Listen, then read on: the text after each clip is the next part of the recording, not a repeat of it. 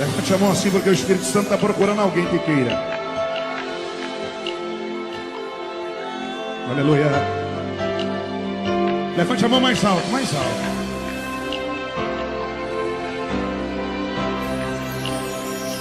Minhas mãos não são mais minhas. Amém. Amém. Mateus capítulo 25.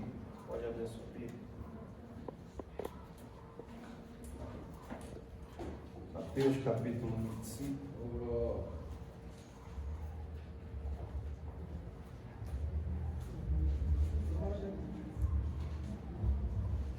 Vamos ler a partir do versículo 1.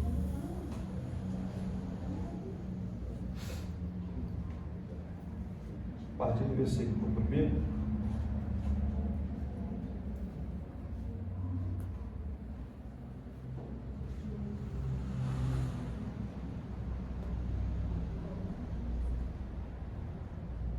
Então o reino do céu será semelhante a 10 virgens que, tomando as suas lâmpadas, saíram para receber o esposo. 5 delas eram prudentes e 5 insensatas. E as insensatas, tomando consigo as suas lâmpadas, não levavam azeite consigo, mas as prudentes tomaram azeite em seus depósitos, juntamente com as lâmpadas. E tardando o esposo, todas cochilaram e dormiram. E à meia-noite ouviu-se um clamor: eis que o esposo já vem, sai para receber.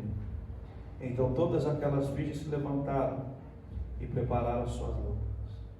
E as insensatas disseram aos prudentes: dai-nos do vosso azeite, porque as nossas lâmpadas já estão se apagando.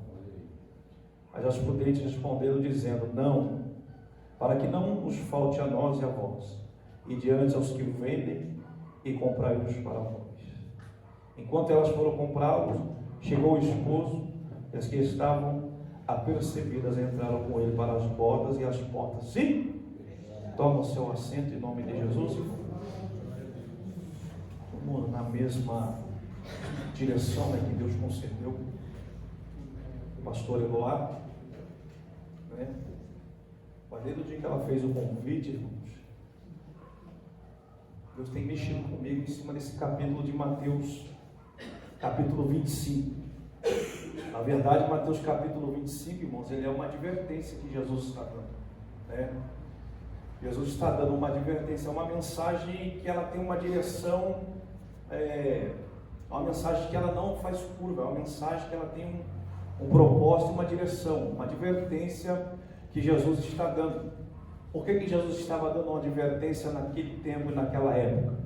É porque Jesus percebia muito fácil a direção que o povo estava indo e a direção que o povo estava andando. A mensagem de advertência, irmão, ela é importante para nós, para quê? Para nos acordar diante de Deus, da presença de Deus, né? Porque às vezes nós estamos desapercebidos dos momentos que nós estamos vivendo, né? E esquecemos da maior profecia da Bíblia, que é a volta de Jesus para buscar a sua igreja, né? Então, essa mensagem de advertência que Jesus dá é muito difícil de se ver pregando, né? Ver nas igrejas se pregando sobre isso, né? Mas nós, como cristãos, a gente não pode esquecer dessa promessa, a promessa que ele fez da sua vinda, né? De nós estarmos preparados. Mas nós temos lições aqui que nós aprendemos com essa parábola, né? Inclusive a questão do que as prudentes faziam. Ela fala de depósito, que elas tinham depósito, elas só não carregavam azeite nas suas lâmpadas para acender, como elas carregavam azeite em reserva. Fala de depósito, né? E o depósito que Jesus nos orienta a respeito da Bíblia, ele fala que ajuntais tesouros no céu, porque lá a traça não corrói, né? O ladrão não rouba, né? A ferrugem não estraga. É a maneira de uma direção que Jesus está dando, de termos depósitos diante de Deus, de ajuntarmos tesouros no céu, né? De termos aqui com Deus crédito com o Senhor. Quando fala de ter azeite guardado, fala de investimento no reino de Deus, no reino dos céus, né? De fazer de se guardar, de se conservar na presença de Deus. e buscando a Deus e mantendo o seu depósito diante do Senhor. E a questão de depósito diante de Deus, isso é muito importante, irmão, para o cristão, né? Porque interessante que a Bíblia diz que o profeta Isaías profetizou para o rei e disse para ele que se ele não consertasse a casa dele, ele ia morrer. Na verdade, ele não estava falando de pecado, ele estava falando da enfermidade que ele tinha, né? Do momento que ele estava passando, que ele ia morrer. Mas a Bíblia diz que quando ele entra no seu quarto e vira para a parede, ele clama a Deus dizendo assim: Senhor, o Senhor lembra que eu andei na tua presença? Quando a Bíblia está falando disso, ele está falando de invocar o tesouro, né, que ele tem diante de Deus. E a Bíblia diz que diante do profeta Isaías, Deus pede para Isaías dizer para ele que Deus estava acrescentando para ele 15 anos de vidas a mais, por causa do depósito que ele tinha diante de Deus, né? Ele mantinha diante do Senhor ali o seu contato com Deus, o seu contato com o Senhor, que é importante, né? Mas se a gente for olhar no costume, a forma que era feito o casamento, né? O jeito que o esposo aparecia, é muito interessante, porque as virgens, elas são conhecidas como amigas do noivo e da noiva, né? É conhecida como amigas. Na verdade, elas eram responsáveis para iluminar o caminho do noivo até a noiva, né? Que o noivo, ele tinha que ir buscar a noiva, só que a noiva, ela não sabia a hora que o esposo chegaria, ou que tempo que ele viria, né? Mas ela guardava o teu esposo, né? Ela guardava o noivo. Mas o que é interessante, a Bíblia fala das 10 dracmas, sim ou não? A mulher que perdeu uma dracma nem ficou com 9. Quando está falando da dracma, ela está falando de alguém que tem compromisso. As dracmas serviam para marcar uma noiva que tinha compromisso com o esposo, né, com o noivo. E quando ela perdeu a sua dracma, está falando da sua responsabilidade diante do seu noivo. Então é quando ela perde a dracma, por isso que ela sai diligentemente para procurar a dracma dentro da sua casa, porque ela sabia que sem aquela joia ela não poderia sair para a rua, porque quem olhasse para ela ia dizer que ela era infiel ao seu noivo. Então ela procura na casa, né? Pega a casa, varre a casa, ela procura com diligência, com cuidado, e quando ela acha, a Bíblia diz que ela se alegra e chama os seus vizinhos para se alegrar com ela, porque na verdade aquilo é um grande símbolo diante do noivo, porque a primeira coisa que o noivo ia perguntar para ela é aonde que estava as 10 dracmas que eu te dei, que era o compromisso que ele tinha feito diante dela e diante dos pais da família dela. Era a dracma que ele entregava, aquele era um sinal do compromisso do noivo com ela, mas também diante da sua família, com as suas palavras que ele disse, né, que ela seria sua esposa. Então por isso que ela procura com diligência até ela encontrar a 10ª dracma. Jesus usa essa palavra falando a respeito de salvação, na verdade, né? Ele fala de salvação, né? Que quando ela procura e acha a dracma, é assim também a respeito de salvação que Deus está falando, né? Porque qual é a dracma da noiva do Senhor? A dracma da noiva do Senhor são as almas, né? As almas é um sinal do compromisso dela diante do noivo. Por quê? Porque quanto mais almas você ganha, mais dracmas são acrescentadas. E isso é símbolo da sua fidelidade para com o noivo, né? Por isso que a igreja é conhecida como a noiva. E a dracma da igreja são as almas, né? E qual é a mensagem principal da noiva? É que o noivo virá buscar ela. Então ela aguarda ansiosamente pelo noivo, só que ela não sabe a hora e nem o momento. Por quê? Porque algumas coisas tinham que acontecer antes que o esposo chegasse. Inclusive o dote que era pago, né, tinha que ser pago para o pai antes de tomar a noiva como esposa. Era um dote que era pago. Ele tinha que pagar um valor pela noiva, né? Não era algo assim que, do jeito que nem é hoje, quando eu tomei minha esposa, eu não paguei nada, nem para o pai dela, nem para a mãe dela, né? Eu tomei ela como minha esposa, mas para eles era diferente. O dote tinha que ser pago para o pai, o valor tinha que ser pago para o pai, para ele poder, né, ali liberar a sua filha para ela ser noiva e próxima esposa. Jesus pagou o dote da igreja. Jesus pagou o dote que ele pagou foi, né, entregou a sua vida pela noiva, né, entregou a sua vida pela sua esposa na cruz do Calvário.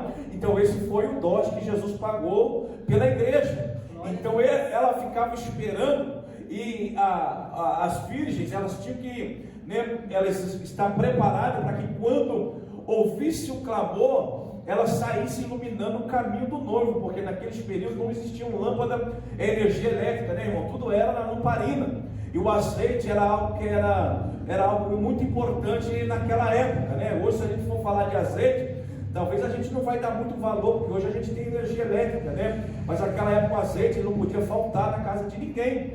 O azeite ele era assim usado para muitas coisas naquela época, inclusive para fazer a unção, reconhecimento ministerial de uma visita de alguém que entrava na casa de alguém, tinha que ser ungido a orelha direita, né? A orelha direita e os dedão do pé, né, direito, né?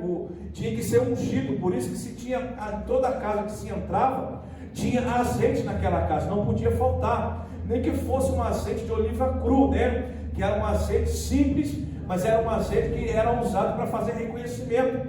Por isso que Jesus, quando ele vai na casa do fariseu para jantar com ele, o fariseu não unge as orelhas de Jesus. E quando a mulher pecadora entra, o que é que ela faz? Ela chora e unge os pés de Jesus. Então o que é que eles vão dizer? Eles vão dizer que se Jesus soubesse quem era ela, não deixava ela fazer aquilo. Então Jesus vai fazer aquela pergunta conhecendo o pensamento dele: Simão, eu entrei na tua casa, você nem me reconheceu meu ministério. Eu fui na tua casa e você nem ungiu a minha orelha. Eu entrei na sua casa, uma das outras coisas que você fazia, e você não me deu nem um beijo no rosto, que era conhecimento como sacerdote. Eu entrei na sua casa, você nem beijou a minha mão, porque era reconhecimento do profeta. Eu entrei na sua casa, você nem beijou os meus pés, reconhecendo como rei. Mas essa mulher, desde quando ela entrou aqui, ela não para de chorar e de ungir com o que ela trouxe. Olha para você ver como era importante na época o azeite. O azeite que essa mulher carregou não foi um unguento, né? O azeite aquele do alabastro, que é um azeite que era muito caríssimo na época, né? Para se ter o tanto que ela jogou aos pés de Jesus, ela se trabalhava um ano inteiro. Mas ela foi e reconheceu quem era Jesus. Para eles não reconheceram Jesus como nada, mas ela reconheceu Jesus como Rei dos Reis e Senhor dos Senhores. Então é por isso que Jesus, quando ele abaixa para falar com a mulher, ele fala o que? Mulher, perdoados estão seus pecados, né? Porque ela reconheceu quem era Jesus diante dela. Então foi uma lição que foi dada ali, mas o azeite não podia faltar. Tinha que se ter azeite naquela época, tinha que se carregar azeite. Então fala de 5 prudentes e loucos, porque aquele que age com prudência é aquele que anda com diligência na presença de Deus, né? É aquele que não negligencia, aquele que não te diz assim: hoje não deu tempo, amanhã eu faço. Não, irmão, tem que fazer hoje. A diferença da prudência é essa, de fazer hoje o que precisa ser feito hoje, não deixar para se fazer amanhã o que você tem que fazer hoje. Ser prudente, irmão, é andar desta forma, né? Não, hoje eu vou fazer isso aqui, amanhã eu venho diante de Deus e me se arrependo do que eu fiz. Isso não é andar com prudência, isso é andar com negligência diante de Deus. É uma pessoa estar desapercebida diante da presença de Deus. E isso, com o tempo, se nós não tomar cuidado, isso pode fazer parte da nossa vida. A gente não pode deixar isso acontecer. Por isso a igreja de Éfeso, ela foi despertada, porque ela estava num sono espiritual. É por isso que Paulo vai escrever Efésios capítulo 5, versículo de número 8, se eu não me engano. Ele vai dizer assim: levanta-te dentre os mortos e Cristo te esclarecerá. Porque estava tendo um sono, eles estavam num sono espiritual, e eles não estavam percebendo isso, né? Não estavam notando que isso estava acontecendo. Então, quando ele fala que eles estavam passando por um período de sono que é perigoso, então ele vai dizer, Efésios capítulo 5, versículo 17, não vos embriaguei com o vinho que há contenda, mas enchei-vos do Espírito Santo. Ele está falando de azeite, de manter aceso na presença de Deus, manter-se buscando o Espírito Santo de Deus, para poder a pessoa estar apercebida com o que está acontecendo à sua volta. Ele pede que nós devemos analisar o tempo, irmão, ou o ano que nós estamos vivendo, remindo um todo tempo, ou seja, a pessoa que ela anda com prudência, ela vai analisar o que está acontecendo no mundo, ela vai analisar o que está acontecendo à sua volta. Eu não tenho sombra de dúvida nenhuma, irmão, que o que aconteceu em São Sebastião, não só lá, mas também no litoral da Baixada Santista, foi Deus querendo colocar um ponto final. Por quê? Porque no carnaval, o que o ser humano faz? O ser humano vai lá e festeja a carne. E Deus aqui, para você ver, a ação de Deus foi tão grande, para que eles não cometesse isso e também não caísse em pecado contra Deus. Por quê? Porque existe pecado na Bíblia que é para a morte. Existem pecados na Bíblia, irmão, que eles são para a morte, não são para a vida. Então, você explica para mim uma coisa: como é que aquela água desceu de cima para baixo? Ela não tinha que subir para cima? Não, ela desceu de cima para baixo, irmão. E quando eu vi aquela reportagem, eu não tive sombra de dúvida. Eu falei: isso aí foi Deus que fez, para mostrar para o ser humano que ele tem poder nessa terra, que o controle está nas mãos dele, né? E depois que isso aconteceu, olha para você ver como é que foi o carnaval. Você ouviu falar-se de carnaval? Não ouviu falar de luta, irmãos. É o perigo que o ser humano corre. Irmão, tem crente que leva filho para pular carnaval. Tem crente que não vai para a igreja e vai para o carnaval. Na frente de... Você sabia, pastor Eloy, que essa pessoa está correndo perigo? Porque ela está num sono que ela não percebeu. Ela está num sono igual de Sansão. Lembra quando Sansão, o que ele fazia diante de Deus? Teve um dia que ele foi e entregou o segredo para Dalila. Cortaram as tranças da cabeça dele. Ele não podia dizer, porque ele era, o voto que a mãe dele fez com Deus era nazireu. E o nazireu não rapava barba nem cabeça, porque era o voto que ele ia ser ungido desde criança, separado para Deus. E ele foi e entregou que a força dele vinha das tranças. Na verdade não era. A força dele vinha de Deus. Sabe por quê? Porque se você analisar o texto, Sansão é franzino, ele não é forte, não é musculoso, irmão. Ele não faz academia, ele é franzino. Então quem olha para ele pergunta: de onde é que vem a força de Sansão? A força dele vem de Deus. Então o que é que ele fez? Ele fazia diante de Deus que não podia. Deus tolerou 1, 2, 3 vezes, mas na 4ª vez que ele foi, Dalila gritou para ele: aí vem os filisteus. Aí quando ele levantou, ele disse: do mesmo jeito eu vou sair e eu vou acabar com os filisteus. Só que ele não percebeu que a Bíblia diz, irmão, que Deus tinha se retirado dele. Olha aí. Quando Deus se retirou de Sansão, sabe o que aconteceu? Sansão perdeu a guerra. Esse é um sono que fala sono de imprudência, irmão. Ele perdeu a imprudência. Ele não percebia mais isso. Ele não notava mais isso na sua vida. Então aquilo, ele achou que ia sair vitorioso. Mas diante de Deus, irmão, quando esse sono chega, a gente precisa ser despertado por Deus, para não cairmos no mesmo erro de Sansão e dizer: não, Deus está comigo, e nós estamos fazendo tudo errado. Estamos fazendo tudo o contrário do que Deus quer que a gente faça. Aí a gente cai no sono da imprudência. Por quê? Porque a gente sabe que está errado, mas a gente está fazendo. A gente está dormindo e a gente não está notando, né? Não estamos percebendo. Que sono que é esse, pastor? É quando a gente olha ao nosso redor, irmão, espiritualmente a gente não percebe nada. Não tem a percepção de perceber o que está acontecendo à nossa volta, né?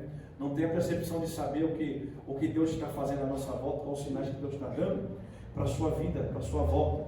A pessoa dorme e não percebe que Jesus está voltando, né? Ela dorme e outra, ela nem tem mais aquela, né, aquela paixão de aguardar a vinda de Jesus. Tem tanto cristão que você pergunta hoje: você espera a volta de Cristo? Ele vai dizer que não espera. Ele vai dizer que ele não aguarda a volta de Cristo. Por quê? Por causa desse sono que entrou na vida dele, e ele não está percebendo que isso é um perigo. Por quê? Porque Jesus pode voltar a qualquer momento, e ele não vai perceber que Jesus está voltando. Porque a Bíblia diz que só vai ouvir o sonido da trombeta, irmão, aqueles que tiverem do jeito que Deus quer. Aleluia. Só vai ouvir o sonido da trombeta aqueles que tiverem acordado diante de Deus, despertados diante de Deus. Então Sansão, ele correu um perigo. Quando ele saiu para guerrear com os filisteus, como é que aconteceu? Sansão foi entregue na mão dos filisteus. E Deus permitiu que Sansão ser entregue na mão dos filisteus, por quê? Para ele reconhecer que o que ele estava fazendo não estava certo. O que os filisteus fizeram com Sansão? Raparam a sua cabeça, furaram os seus 2 olhos. E sabe o que eles fizeram com Sansão? Colocaram Sansão numa moinha, que era uma pedra gigantesca, que ela era usada para moer azeitona para fazer azeite. Então Sansão estava numa moinha empurrando uma pedra gigantesca para fazer azeite. Só que olha a bondade de Deus. Eles não perceberam que o cabelo de Sansão estava crescendo de novo, porque Deus estava dando uma oportunidade para ele. Deus permitiu que aquilo acontecesse com Sansão, sabe para quê, irmão? Para ele despertar e acordar. Aleluia. Quando ele acordou, irmão, olha o que ele vai dizer para o Senhor: Senhor, só mais essa vez, me dá essa força de novo, só mais essa vez. Ele procura a coluna mestre do templo dos filisteus, é quando ele empurra, porque você sabe por que Deus te deu a unção, irmão? E sem ela você não consegue? É porque a unção do Espírito de Deus, Aleluia. o Espírito de Deus na sua vida, ele desfaz a obra de Satanás. Glória a Deus. Aleluia. É por isso que Jesus disse assim, um dos apóstolos vai escrever dizendo que o Filho de Deus se manifestou para desfazer a obra do... O Espírito de Deus está na sua vida, irmão, para desfazer a obra do diabo, para desfazer toda a obra do diabo. Por isso que a gente não pode cair nesse sono, né? Porque a gente precisa do Espírito de Deus. Olha porque o Espírito Santo de Deus veio. Ele só não veio para nos selar, não vem só para nos selar, porque a gente precisa ser selado. Isso fala de garantia. Efésios capítulo 1, versículo 13. Vós fosse selado pelo Espírito Santo de Deus. Selado fala de garantia, de ter um selo, né? Quando eles usam essa tradução do selo, eles estão falando da madeira, irmão. Aqueles naquela época eles catavam as madeiras, cortavam as madeiras, e a madeira tinha que ter um selo para mostrar quem era o dono dela. Então, quando está falando do selo, ele está usando essa mesma direção, que quem tem um selo de Deus, ele tem um dono, e o Espírito de Deus conserva ele até a volta de Jesus. Conserva a gente, irmão, na presença de Deus, até que chegou o nosso momento de partida, de dormir no Senhor, ou o arrebatamento da igreja. Então, nós ser selado pelo Espírito Santo de Deus não é só falar língua estranha, irmão. Ser selado é também ter a garantia que nós temos de poder entrar nos céus no arrebatamento, né? Então o Espírito de Deus está fazendo uma obra na terra, e qual é? De conservar a igreja. Paulo escreve aos Colossenses um texto que é muito interessante: que sejam conservados corpo, alma e espírito para aquele grande dia do Senhor. Do que ele está falando? Ele está falando que o Espírito de Deus te conserva sua alma, o seu espírito, o seu corpo para a vida de Jesus. Você sabe quem cuida de nós, cuida da nossa alma, do nosso espírito e do nosso corpo? É o Espírito Santo de Deus. É por isso que Paulo vai escrever aos Coríntios assim: não sabeis vós que o Espírito de Deus tem ciúmes? Porque nós somos templos do Espírito Santo de Deus. E você sabe que é o que o Espírito Santo de Deus, a obra que ele está fazendo na nossa vida? Conservando a gente para a volta de Jesus. Nos conservando para a volta de Jesus, irmãos. Olha, para você entender, quando Deus derramou o Espírito Santo de Deus, ele derramou o Espírito de Deus com um propósito. Quando que aconteceu a descida do Espírito Santo de Deus? Atos dos Apóstolos, no capítulo 2. O que é que eles estavam comemorando? A festa da colheita. Você sabe por que o Espírito Santo de Deus também veio?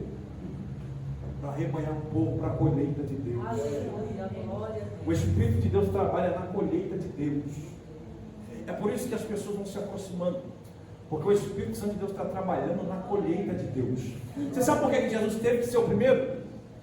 A Bíblia chama Jesus a primícia dos que dormem. Você sabe o que quer dizer primícia? A primícia, quando Deus dizia assim: vocês me tragam as primícias, Deus estava falando, olha para você ver a sabedoria de Deus, meu filho, é impressionante. Tragam-me as primícias. Quando vocês entrarem na terra prometida, vocês me tragam as primícias. Ó, lembra de mim primeiro, primícia fala de primeiro. Mas você sabe o que quer dizer a primícia? Primícia fala de santificar toda a oferta, toda a colheita que seria colhida futuramente. Por que Jesus é a primícia? Porque Jesus santificou a colheita futura. Aleluia, glória a Deus. Por isso que Jesus morre e ressuscita no terceiro dia, porque ele santificou uma grande colheita para Deus. O Espírito de Deus trabalha nessa colheita, irmão. É por isso que ele conserva a gente para sermos colhidos. Para quando, se não acontecer o arrebatamento da igreja, a gente poder partir para o Senhor. Aleluia. É assim que o Espírito de Deus vai trabalhando, para nos conservar na presença de Deus. Isso é muito bom, porque Paulo escreve aos Filipenses capítulo 1, versículo 6, que aquele que começou a boa obra é fiel para terminá-la até a vida de... Isso quer dizer que o Espírito de Deus vai trabalhar na minha vida, na sua vida, até a volta de Jesus. Glória a Deus. Até a volta de Jesus ele vai trabalhando, ele vai aprimorando a obra, né? Mas o Espírito de Deus ele está nos conservando. Quando fala também de receber o Espírito de Deus, irmão, ele também fala de separação, de sermos separados. Quando o Espírito Santo de Deus selou a igreja do Senhor, ele separou a igreja foi separada, né? Ela foi separada para um propósito, mas também ela foi separada para Deus. Então o Espírito Santo de Deus ele trabalha na separação da igreja. Por que é isso, pastor? Quando ele fala de separação da igreja, ele fala de não mistura com o mundo, com o sistema do mundo. Fala de separar. Quando ele fala de separar eu e você, a Bíblia fala de santidade, santificação. A santificação, irmão, ela não vem de um dia para o outro. A santificação é de um dia após o outro. Enquanto você vai andando na presença de Deus, o Espírito de Deus vai te santificando. Glória a Deus. Ele vai te separando. Você já viu que tem coisa na sua vida que você não aceita mais? Você sabe o que é isso? Santificação. Glória a Deus. Lembra que o apóstolo Paulo ele escreve uma coisa inspirada pelo Espírito Santo de Deus que é muito interessante, que eu acho que ele diz assim, que aquilo que eu não quero eu faço. Antigamente eu fazia porque queria. Agora eu faço, mas eu não quero. Você sabe o que é isso? Processo de santificação. Porque nem tudo que a gente não quer fazer, a gente não consegue fazer, irmão. A gente acaba fazendo. Algumas coisas a gente acaba fazendo, mas o Espírito Santo de Deus vai lá e nos mostra. Você fez. Você sabe o que é isso? É o Espírito de Deus trabalhando na separação. E a separação de Deus não é fácil. É dolorido. Ser separado por Deus não é fácil, é dolorido. É você passar processo, às vezes, irmão, sozinho. Sozinho, mas é suportar o processo que você está passando. Então, quando ele está falando das prudentes, ele está falando das prudentes que aguentou o processo, mas elas não esqueciam de uma coisa, o quê? Daqui a pouco o noivo vem. Elas sabiam disso. Aleluia. Entendeu? Então elas não tinham só o azeite na lamparina, elas carregavam o azeite reserva. Ou seja, o azeite que tinha na lamparina, ele era para momento. O Espírito de Deus não é momento. O Espírito de Deus é eternidade. Aleluia. Ele não é só momento. Entendeu? Então a sanção que ele fez foi um perigo. Ó. O som da imprudência ele achou no momento. Quando ele fez no momento, a Bíblia diz que Deus se afastou dele. Mas olha para você ver que a misericórdia de Deus de se afastar às vezes é para a pessoa reconhecer que ela precisa de Deus e que ela precisa do Espírito de Deus. Outro que Deus fez foi Nabucodonosor. Lembra, irmão? Nabucodonosor se vangloriou pela estátua que ele sonhou, cabeça de ouro. É tudo Nabucodonosor. Daniel disse na revelação do sonho. Mas Deus entregou na mão dele esse planeta, irmão, que ele acabou deixando subir para o coração. O que é que Deus teve que fazer para ele reconhecer Deus? Colocou entre os animais para pastar como animal. Olha aí. E a Bíblia diz que ele comia igual animal, ele não comia mato. É por isso que tem gente que Deus não põe em cima. Deus põe lá embaixo. Porque ela precisa reconhecer Deus. E sabe por quê? Olha a sabedoria. Deus coloca lá embaixo para reconhecer Deus. Sabe por quê? Deus abate o soberbo, mas levanta os humilhados. Então às vezes tem esse momento de humilhação que a gente precisa passar para reconhecer Deus. Aleluia. Você já viu que dificilmente alguém que vem de baixo vai querer montar em cima das pessoas? Vai querer estar em cima delas? Não vai, porque ela vem de baixo. Então por isso que Deus, quando escolheu, ele escolheu Davi, porque Davi veio de baixo. Por que Deus escolheu, os irmãos, tem um grupo dos galileus aqui, eu achei interessante. Por que Deus escolheu de 12 discípulos, 11 eram galileus? Porque você sabia que os galileus tinham uma qualidade? Eles não negavam o seu irmão. Eles não trocavam o seu irmão. E os galileus não eram bem vistos pelos judeus. Olhavam para os galileus e diziam que eles não eram judeus puros. E eles não tinham o direito de entrar em Jerusalém. Mas Jesus escolheu 11 galileus. Porque Jesus sabia que eles não iam arredar o pé quando eles fossem mudados e transformados. Então quando eles foram mudados, receberam o Espírito de Deus, Jesus sabia que eles não iam negar o Evangelho de Jesus. Então, quando Jesus escolhe os 11, o único que é judeu é Judas Iscariote. Iscariote fala que ele veio de Iscar, né, da cidade. Mas escolheu 11 galileus porque ele sabia que os 11 iam ficar com ele. E por causa dos 11 que ficaram, permaneceram, o Espírito de Deus fez uma grande obra. E através dos 12 foi se multiplicando. Porque eles não eram bem vistos. Porque Deus trabalha assim. Então, quando você fala de você buscar, de ser prudente, ter prudência, são ensinos que Jesus nos dá, né? Que a gente precisa andar com prudência, né? Ao nosso redor, perceber as ciladas que o adversário está fazendo, né? Os laços que o adversário está preparando, né? Para que a gente possa cair, né, no laço dele. Nos tempos de Jesus, o adversário preparava laços também. Por que Jesus está dizendo ao povo: buscar primeiro o reino de Deus e a tua justiça, e as demais coisas serão? Porque o povo buscava tesouro naquela época, prata. Você lê o contexto de Mateus, você vai perceber isso. Até que Jesus vai dizer: não tem como servir a dois senhores, ou serve ao Senhor, ou serve a bom que é o Deus do dinheiro. Ou você penda para você penda, sabe por que já tinha esse problema? O diabo já tinha trabalhado nessa direção também. Então o que acontecia? Do Oriente saíam-se pessoas, irmão, com as suas roupas bordadas no ouro. Aí quando Jesus fala: buscar primeiro o reino de Deus e a tua justiça, porque lá o ladrão não rouba, a traça não corrói, a ferrugem não entra, é porque até a roupa que era bordada de ouro, a traça comia. E você sabe o que eles faziam com os tesouros? Eles enterravam com medo de ser roubado. Aí Jesus traz tesouros nos céus. Aleluia. Porque lá o ladrão não entra. Glória a Deus. A sua roupa não é comida, porque a roupa espiritual, ela não é comida pela traça. Glória a Deus. Então ele percebeu a direção que o povo estava andando, a direção que o povo estava indo. Mas uma coisa que eu acho lindo de Deus, sabe o que é? É que quem é de Deus não vai se perder. Quem é do Senhor, o Senhor não vai deixar se perder. Quem é de Deus, ele vai fazer uma obra para arrebanhar para a sua presença. Pode ter certeza disso, que isso vai acontecer. Mas são perigos que existem, né? Existe o sono da indiferença. Que sono que é esse? É o sono de Jonas, né, irmãos? Pastor? Que sono de Jonas? O sono de Jonas é esse de indiferença. Deus pede para ele fazer uma coisa, ele vai e faz outra. É o sono da indiferença, é para ele tanto fez ou tanto faz, né? Ele vai para aquela direção e tá bom. A direção de Deus é complicada, irmão, mas é que a gente tem que ir, né? E às vezes Deus usa os irmãos e fala comigo: ó, vou entregar o ministério para mim. Eu fico com tanto temor dentro de mim, irmão, que eu vou falar para você que é só Jesus na minha vida. Mas, né, a gente não pode fugir das coisas, a questão do que Deus quer, né, ou do que Deus está querendo. Mas Jonas, ele foi. E o que causou aquilo para ele? Muitas perdas e tempestades. Quando a gente está nesse sono, irmão, isso acontece com a gente. O sono da imprudência. Deus está falando para nós ir remar para um lado, a gente rema para o outro, né? Mas eu não quero, Senhor. Mas Deus está dizendo: é isso que a gente tem que querer.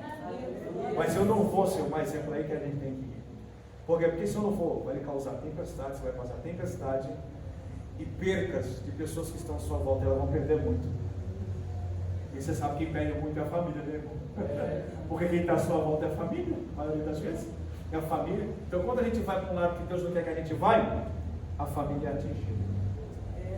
Então a gente não pode cair nesse sono da imprudência. Que o Espírito de Deus nos ajude a não cair nesse sono, né?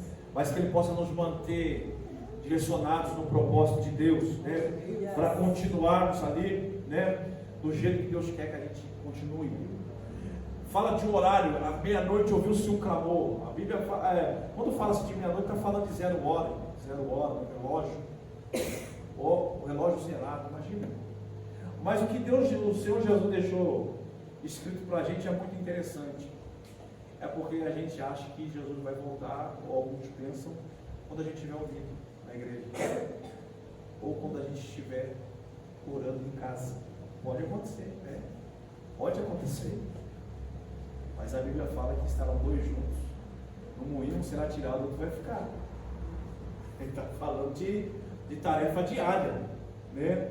De onde você estiver trabalhando, pode acontecer. No seu dia a dia, pode acontecer. Por que Jesus está falando sobre isso, irmão? Para deixar alerta o seu povo. Pode acontecer quando você estiver na igreja. Pode acontecer quando você estiver orando na tua casa. Pode acontecer quando você estiver no monte. Mas pode acontecer quando você estiver na rua. Pode acontecer quando você estiver dentro do ônibus. Quando você estiver no carro. Quando você estiver no seu trabalho. Sabe por quê? Em questão disso, ele disse assim, olha Jesus dizendo que o dia e a hora ninguém sabe, nem o filho do... Jesus estava como filho do homem, não estava? Ele estava o filho de José e Maria. Naquele momento ele podia dizer, eu não sei.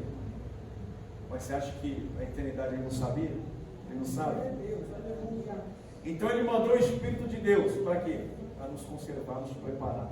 Sabe por quê? Porque o Espírito de Deus sabe a hora que Jesus vai voltar. Então Jesus deixou sinais, mostrando para nós, falando da vinda de Jesus, sinais. Tem gente que acha que o que aconteceu é o princípio de dores, né? O princípio de dores já está acontecendo há muitos anos, né? Já há anos e meses já está acontecendo. É o princípio de dores de parto, fala de dores de parto, né? Na verdade agora estamos com sinais que anunciam a volta de Jesus, né? E um dos sinais também que aponta a volta de Jesus é aqueles que estão naufragando na fé, que estão se apostatando, voltando para trás. É um dos sinais da volta de Jesus. Tanta gente que já voltou para trás, né? Naufragou na fé, voltou para trás, virou apostata, irmão. Eu fico impressionado. Você chega com pessoa que saiu da igreja, você vai falar com ele e fala, eu sou ateu agora. Eu falo, meu Deus, irmão, você é ateu. Se apostatou da fé, irmão, né? Isso é um dos sinais da volta de Jesus. É um dos sinais que ele deixou escrito que aconteceria, né? Inclusive ele disse assim, quando o Filho do Homem vier à terra, achará fé na terra? Entendeu? Então, naquela época já se tinha muito disso, irmãos, né? Então a gente, cristão, a Bíblia fala que o justo viverá pela fé. A gente não pode andar do jeito, pelo que nós estamos vendo, né? Pelo que nós estamos olhando, né? Aí tem que ter esse temor diante de Deus a respeito da volta de Jesus, né? Do aguardar, do estar separado. Salvação, irmão, é individual. E mais que a gente queira que a família da gente seja salva, mas salvação é individual. É bom ter caminhar de dois, é muito bom, né? Mas a salvação é individual. Caminhar de dois é bem melhor, sabe por quê? Porque um ajuda o outro, né? A salvação mas a salvação é individual. Vai ser, né? É por isso que quando se soa a trombeta, né? Vai ser algo tão individual, irmão, você não imagina, né? Alguém vai estar dormindo, ou não está dormindo, vai ser tirado, ou vai ficar. É algo impressionante, né? Porque é individual. Então salvação é uma das coisas que a gente não pode esquecer. O que é que a gente precisa se manter para continuar salvo, né? A presença de Deus, né? Em contato com a sua palavra, né? Buscando o Senhor, a gente não pode esquecer disso, né? De buscar a Deus, buscar o Senhor. É cansativo, irmão. Nossa, como é cansativo, né? Nossa, a gente cansa, mas a gente tem que buscar Deus. Aleluia. Né? A gente tem que buscar a presença de Deus. Uma das coisas que o diabo não quer que a gente faz, orar de manhã, ou orar de tarde, ou orar de noite. Ele não quer, né? Eu sei que tem tempo que não dá para orar de tarde, mas orar de manhã e orar de noite é essencial, né? Então é bom você fazer o seu momento com Deus quando você levanta, quando você vai ao trabalho, o seu momento com Deus, né? O seu devocional, e à noite também principalmente, né? Você continuar fazendo o seu devocional com Deus, falando com Deus e a sua palavra. Então o Espírito Santo de Deus está trabalhando, ele está trabalhando numa seara muito grande para Deus, né? É por isso que quando aconteceu o arrebatamento da igreja, vai cumprir-se aquela palavra que diz assim: vinde benditos do meu Pai, assumi por herança, né, a eternidade que vos foi preparada. Olha para você ver o que Jesus disse. Então, quando a igreja for arrebatada, ela vai ser apresentada para Deus. Não que Deus não conheça a igreja que Ele conhece, mas ela vai ser apresentada. Aleluia. Por que ela vai ser apresentada? Porque é uma colheita que o Espírito de Deus trabalhou. Então toda colheita ela era apresentada para Deus antes de ser colhido pela família. Era apresentada diante de Deus uma porção para santificar a colheita. Então o Espírito de Deus está trabalhando na santificação de uma colheita muito grande que vai acontecer, né? De arrebanhar um povo, né? Lavado e remido no sangue do Cordeiro, né? É o que Ele está fazendo em toda a terra. Independente do que está acontecendo, Deus está trabalhando a arrebanhar um povo para o arrebatamento da igreja, né? O nome está escrito no livro da vida. Isso pode, o nome tem que estar no livro da vida, irmão, né? Precisa estar, né? Alguma das coisas que foi escrita à igreja é que ele disse que alguma das cartas dizendo que se ela se arrependesse de onde ela caiu, porque o segredo é esse, irmão, se arrepender de onde caiu, né? Se caiu, se arrepende, em vez de cair, levanta de novo, né? E pede a Deus a misericórdia para a gente. O nosso nome está escrito no livro da vida, né? Se arrepender de onde caiu. Ele diz que se a igreja se arrependesse de onde ela caiu e se levantasse, de maneira nenhuma o nome dela seria riscado no livro da vida. Para você ter uma ideia que tem coisa que se a gente fizer e fingir que não vimos, o nome é riscado no livro da vida, irmão, né? Ele é riscado no livro da vida, né? Porque diante de Deus estão esses livros, principalmente aqueles, né, que é o livro da vida. Mas olha para você que vê que é tão lindo, que o livro da vida, ele está guardado para o juízo. Por quê? Porque isso aí, quando a igreja for arrebatada, próximo é o juízo. E porque ele vai se abrir o livro da vida, para provar para para aquela pessoa, aquela criatura que não se arrependeu, que o nome dela não está escrito lá. Então ele vai abrir-se um livro, que é o livro da vida, e o livro das obras, né? Porque quem está escrito no livro da vida, irmão, as suas obras são diferentes. Olha aí. Né? São diferentes. Jesus disse que o galardão está comigo para dar cada um segundo as suas obras. Então isso fala de o Espírito de Deus precisa nos direcionar para isso, né?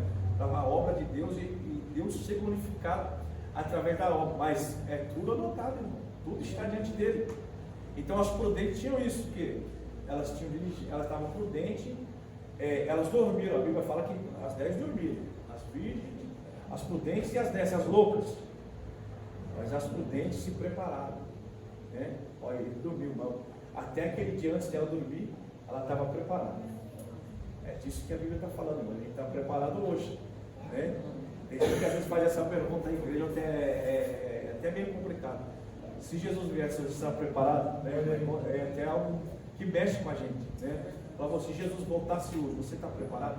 E deixa ele dizer, pastor, eu não estou. É esse momento que Jesus está falando, né? De não se preparar para amanhã, preparar para hoje, né? Então, o que aconteceu? Quando ouviu-se o clamor, elas acenderam as suas lâmpadas, saíram iluminando o caminho até a casa da noiva, onde ela estava. Quando eles chegaram, entraram para as bodas, a porta se fechou. É o que vai acontecer quando a igreja for arrebatada. Enquanto aqui está passando os 3 anos e meio da falsa paz, os 3 anos e meio da tribulação, que a igreja ela não vai passar esse processo, porque a tribulação a igreja já enfrenta, né? Já passa. Mas essa tribulação que fala dos 3 anos e meio da falsa paz e os 3 anos e meio da tribulação, fala de uma tribulação que o anticristo vai trazer. Uma tribulação que nunca houve na terra. Mas quando a igreja for arrebatada, a igreja vai entrar para as bodas. Jesus não está falando isso aqui como algo que fosse em vão, não. Ele está dando uma direção. Quando ele está falando de bodas, é eternidade.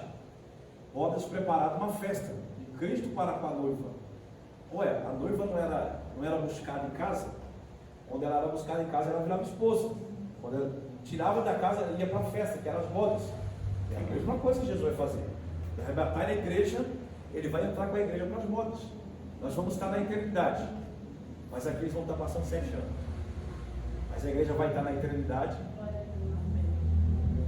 participando de uma festa com Jesus. E o que é muito lindo, sabe o que é, irmão? O evangelho de Jesus é assim: quem quer ser o maior seja o menor, né? Jesus disse: quem é o maior? O que serve ou que se assenta? O discípulo disse: quem é o que se assenta? Jesus disse: não, é o maior quem serve. Aleluia.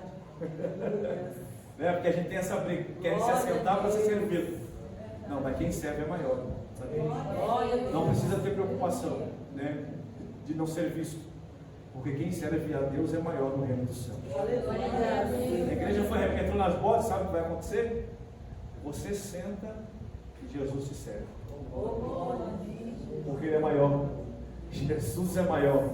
Por isso que Ele vai servir a igreja nas bodas do Cordeiro. Você não está aqui servindo a Deus? Então Ele está te vendo. Então Ele está te olhando.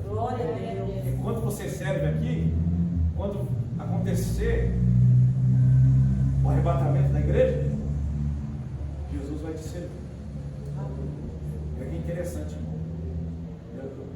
Jesus disse uma coisa assim, que é a última ceia que Ele tomava com os discípulos, até que a futura chegasse. Por que Ele está falando isso? Porque nas bodas do Cordeiro tem ceia, tem festa, tem alegria. Então aqui a gente sofre, né? A gente fica triste, passa esse processo de choro, de lágrima, porque senão não se cumpre a palavra. Qual? Eu limparei dos seus olhos todas as lágrimas. Então você vai chorar aqui. Nós vamos chorar aqui. Nós vamos passar processo aqui. Mas Jesus vai limpar todas as lágrimas. Olha que coisa linda, sabe por quê? Porque quando você se apresentar diante de Jesus, você já vai chorar. Porque quem é que não sonha de estar diante de Jesus glorificado? Aleluia. Então quando o Senhor passou uma volta em espírito, mas Ele disse que vai limpar dos nossos olhos todas as lágrimas. Então quem se apresentou para Ele, irmão, não vai chorar, porque Ele vai fazer secar todas as lágrimas dos seus olhos. Então vale cada gota que você tem chorado. Cada gota que você tem, né, lançar diante de Deus, tem valido. Por quê? Porque Ele vai enxugar dos seus olhos. Amém. Aleluia. Ele vai dar a cada um segundo as suas obras, né? Então a igreja vai receber segundo a sua obra, a obra que ela faz. Quando ela for recebida, Deus Jesus entrega para ela o galardão da igreja. O ímpio, quando ressuscitar, porque ele não vai ressuscitar, ele vai ressuscitar. A igreja vai ser transformada, os que dormem ressuscitarão. Mas os ímpios ressuscitarão só no dia do juízo. Você sabe o que está falando, irmão? Quem morreu sem Cristo, ele não vai ressuscitar no arrebatamento. Só no dia do juízo. No dia do juízo ele vai abrir os livros. É o que acontece com as loucas. Porque ela chega na porta e começa a bater. Qual é a mensagem? Deixa eu entrar. Aí o que Jesus diz na parábola? Guardai-vos de mim porque eu não vos conheço. Então quando o ímpio ressuscitar no dia do juízo, é só para uma coisa. Qual é? Condenação. Para condenação. Ele vai ressuscitar só para isso. Para ser condenado. Vai se abrir os livros, vai provar que ele não fez nada de bom, não aceitou a misericórdia de Deus, e aí ele vai para um lugar aonde Deus não está. Existe um lugar que Deus não está? Existe. Deus não está no inferno. Deus não está no inferno, irmão. Deus não está lá. O inferno fala de ausência de Deus, né? Fala de estado inferior, de ausência de Deus. Olha o diabo. Ausente de Deus, separado de Deus, distante de Deus, inimizade com Deus, ele está distante de Deus. Quem o diabo afasta de Deus, fica do mesmo jeito, dá os mesmos frutos que o diabo dá. Qual é? A ira, a vingança, né? O pecado, né? Só cai no que o diabo faz o ser humano distanciar de Deus. Quando o ser humano se afasta de Deus, ele fica semelhante ao diabo, porque ele começa a praticar as obras que o diabo pratica. É por isso que a gente precisa do Espírito de Deus, porque a gente praticar as obras que Jesus praticou na terra. Amém, queridos? Eu vou só até aqui, tá bom? Até aqui Deus permitiu, tá? Que você procure se encher do Espírito de Deus. Se você puder aplaudir o Senhor por essa palavra, eu agradeço.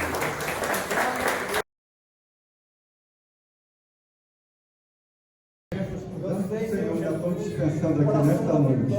Que o grande amor de Deus, a graça do nosso Senhor Jesus Cristo e a doce comunhão do Espírito Santo esteja com as igrejas todas. Digam amém. Se Deus é por nós, Quem será contra nós? tudo eu posso. Aquele que nos fortalece. Deus, Quem impedirá?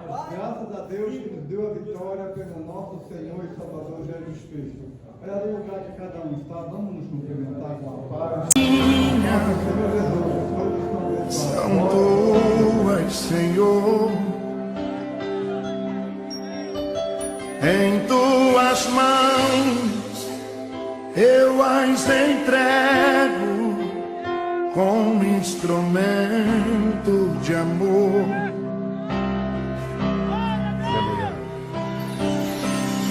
Usa minhas mãos